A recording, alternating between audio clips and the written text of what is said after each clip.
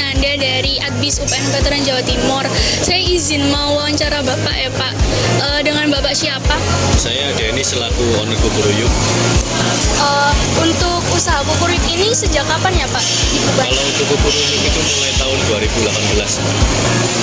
2018 dan itu cabangnya ada di mana aja ya Pak? Untuk cabang pertama kita bukanya di UPN 2018 itu. Setelah itu 1 tahun kemudian buka di Untak.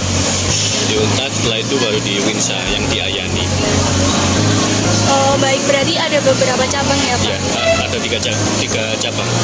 3 cabang UPN, Ahmad Yani. UPN, Untak sama Winsa yang di Ahmad Yani. Baik Pak, saya ingin bertanya bagaimana sih awal mula dibukanya Kukuruyuk ini Pak?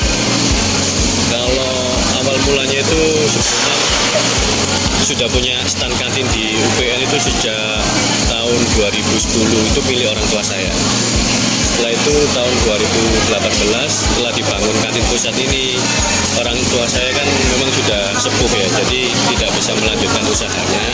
Akhirnya saya ambil alih dengan konsep yang berbeda. Karena sebelumnya kan memang yang dijual itu makanan-makanan yang pada umumnya seperti nasi goreng, nasi campur.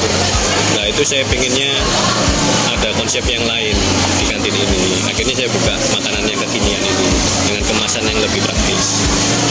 Iya Pak, kalau boleh tahu omset dari Kukuruyuk ini biasanya sampai berapa ya Pak?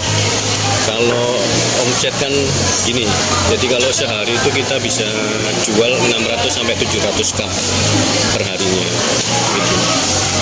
Jadi dari harga 13.000 paling murah sampai yang paling mahal 15.000, tinggal dikali aja Pak. Jadi biasanya emang selalu habis gitu ya Pak? Seringnya? Selalu habis, dan kita stoknya memang untuk 1 hari kan sudah tahu rata-ratanya berapa habis.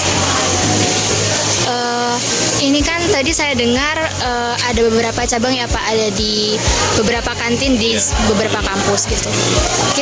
Kalau boleh tahu kenapa sih Pak kok memilih di kampus kayak gitu, dan beberapa dibuka cabang selanjutnya juga dibuka di kampus lain kayak gitu? Jadi gini, kalau kita punya usaha di kampus itu memang pasarnya itu sudah jelas Mbak. Jadi pembelinya itu sudah pasti. Kalau kita di luar kan memang terlalu luas ya pasarnya ya. Jadi pembelinya juga belum tentu ada. Kalau di dalam kantin, di dalam kampus itu pasarnya sudah jelas. Makanya saya pilih ke kampus-kampus.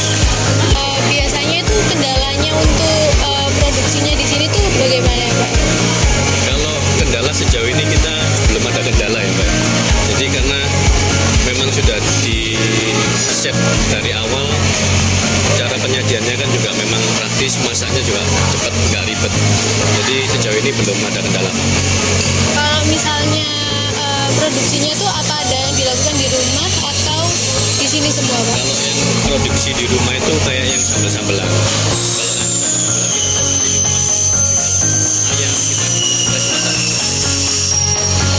Kalau untuk stok dari bahan baku atau persediaannya yang seperti itu gimana ya Pak biar efisien di sini? Kalau bahan bakunya kan kita bahannya cuma pakai ayam aja ya, dan ayamnya itu juga langsung dari pabrik. Jadi kuantitinya itu sudah pasti untuk 1 hari berapa kilo gitu. Jadi sudah di set dari awal seperti itu. Jadi kalau memang katakanlah kita habis 1 hari untuk 1 hari ini 100 kilo, ya udah stok. 100 kilo itu jatahnya 1 hari. Kalau misalnya 100 kilo itu nggak habis itu terus gimana ya Pak? Kalau nggak habis itu pun sisa paling sedikit-sedikit aja Mbak, kita simpan di freezer. Paling sisa 1 kilo 2 kilo itu kita simpan di freezer, dipakai untuk besoknya. Kalau ada sisa gitu biasanya saya kurangin untuk besoknya. Jadi misalkan hari ini 100 kilo nggak habis, besok paling kita order cuma 25 kilo. Baik Pak, sebagai pedagang UMKM, bagaimana sih tips Bapak dalam meningkatkan produktivitas penjualan? Kalau yang pertama, yang saya lihat itu dari segi pasarnya dulu Mbak. Kita harus tentukan pasarnya di mana, mau jualan di mana. Kalau pasarnya sudah tepat sasaran, pasti nanti omset mengikuti. Lalu selanjutnya, bagaimana cara Bapak mengatasi jika terjadi lonjakan pesanan?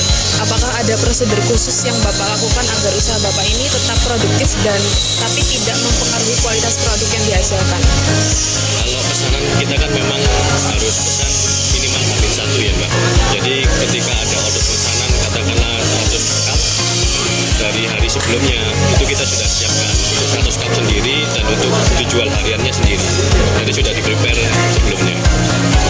Apakah dengan penggunaan alat teknologi saat ini seperti adanya QRIS itu mempengaruhi produktivitas Bapak dalam penjualan, dalam operasional itu lebih memudahkan atau tidak sih Pak?